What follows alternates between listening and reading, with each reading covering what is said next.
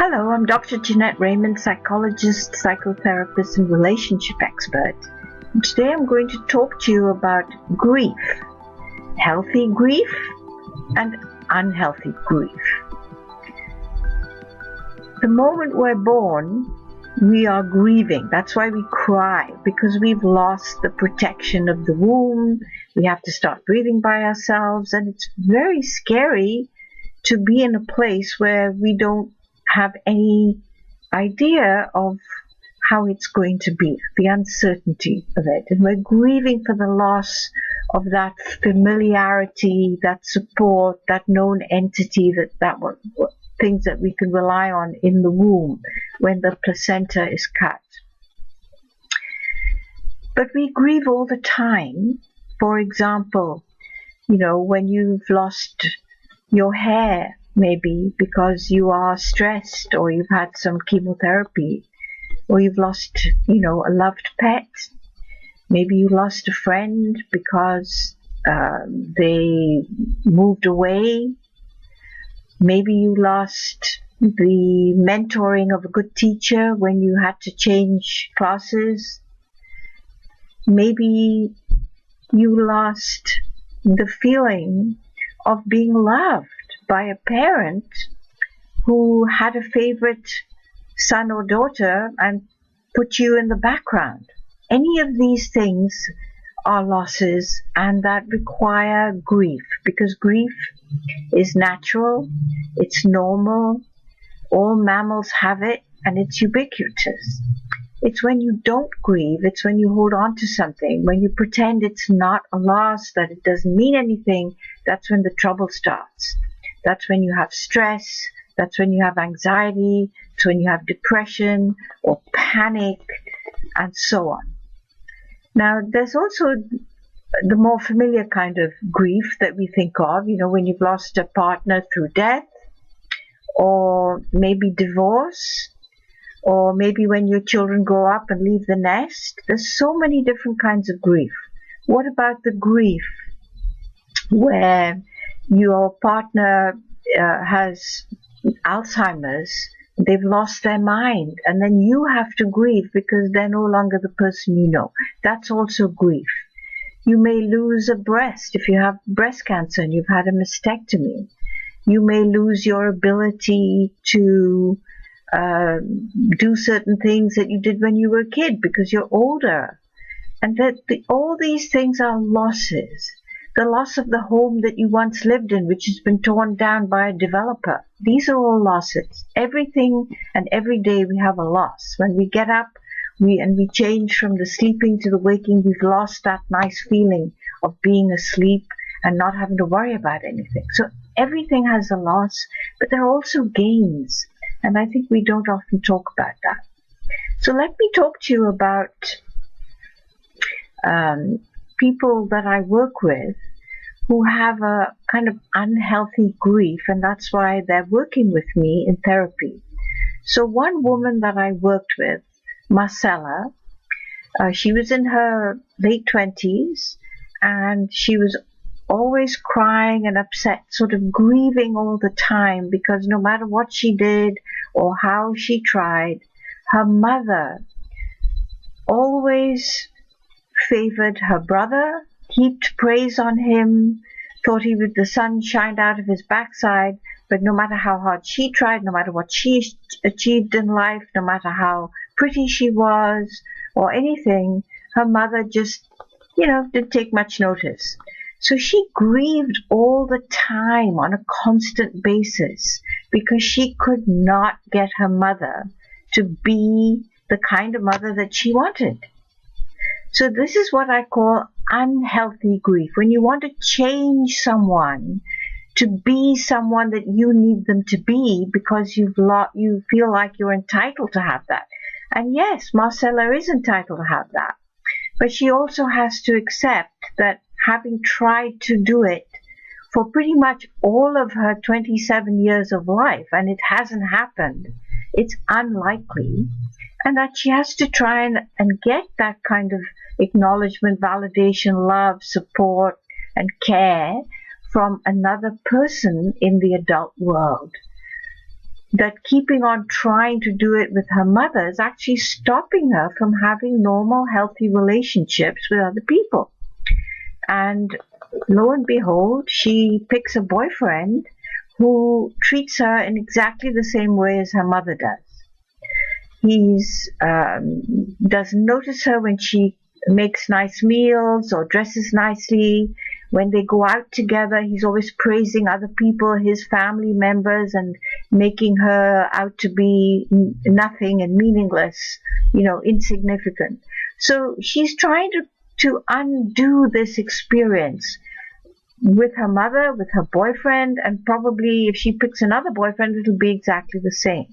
So what we're working on in this unhealthy grief is to try and accept the fact that you can't control other people, you can't change the past, and you can't wish, no matter how powerful that wish is, for someone to act differently to you. But what you can do is accept the reality and still have the wish. You don't have to give up on that wish, because most people don't want to come to therapy because they think I'm going to take it away from them. You can keep that wish. It's not a bad wish. But you do have to work towards realizing that it's unlikely to come true. And then you can try to make room for the fact that you can meet other people who can meet all those needs, so that you don't have to go hungry. You don't have to grieve on a daily basis. You can actually celebrate because you're getting your needs met. So let me tell you another story of unhealthy grief. One man that I worked with could just not accept the fact that his wife no longer loved him anymore and wanted to move on. He just couldn't accept it. He paid all the bills. He gave her a wonderful lifestyle. He was there all the time. He never cheated on her, never did anything untoward. Everybody said he was the perfect husband. But his wife was not able to handle his possessiveness and his clinginess and his wish that she would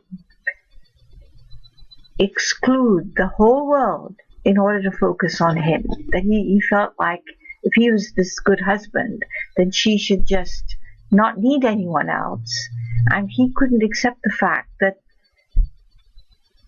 he had tried to imprison her, and that's why she needed to leave and have a life of his own. He could not accept the fact that his goodness, his sacrificial way of being, his perfect husbandhood, that everybody else recognized except her, was not enough to keep her.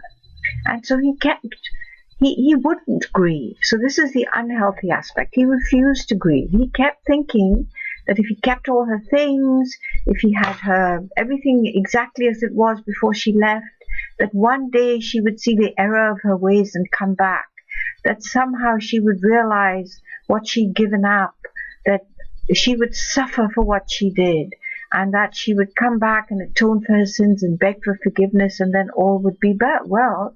So his refusal to grieve meant that he wanted the world to stand still, that he shouldn't move on, that he should live in a bubble. And of course he couldn't function. He was angry and irritable and stressed, and he didn't want to socialize, and he didn't want anything to change. So he kind of tried to live in a world inside a world inside a world, and he was not able to do that very well, and therefore he was coming to me. He got depressed. He was having symptoms of pain and gastric trouble and all sorts of things that were indicative of his refusal to grieve. So when I help people with grief, I do it in the first way, where I help you grieve for what you've lost, because you're grieving all the time anyway, but for the wrong thing. And then I also open the door for you to look at the wound and help you see that it's going to have to scar, and the scar tissue is going to have to form on it. You can't keep it moist and wet hoping that somehow whoever wounded you will come and restore you to the perfect health that you were before. So part of what I do in grief counseling and grief therapy is to help you to accept that you can't go back in time, you can't change things, you can't make people do what you wish they would have done instead of what they actually did. So that's helping you begin the grieving process. Or if you're already grieving, that things are not going well, that you can't change things, that you've lost something, whether you've lost your hair, or you've lost a part of your body, or you've lost your power of influence, or you've lost your children because they've grown up. All those things involve acceptance and reality checking and opening doors to have your needs met in other ways. So in all those ways, I help you to begin to accept that you need to grieve, or that I can help you grieve in a way that's more healthy, that's flowing, and that can allow other people to meet those needs. It does not mean that you have to give up your memories, or you have to give something up that will mean that whoever you're trying to get through to will not see that they've made you suffer or that they need to atone. You can keep that wish, but you don't have to give up life in order to keep the wish. You can accept the wish and also know that it's not going to happen in the real world. And so I'll be happy to talk to you if you have any questions. If you live outside LA, I can offer you grief counseling and coaching. And if you live in LA, then we could work on your grief therapy in a face-to-face basis. So I look forward to meeting you soon again.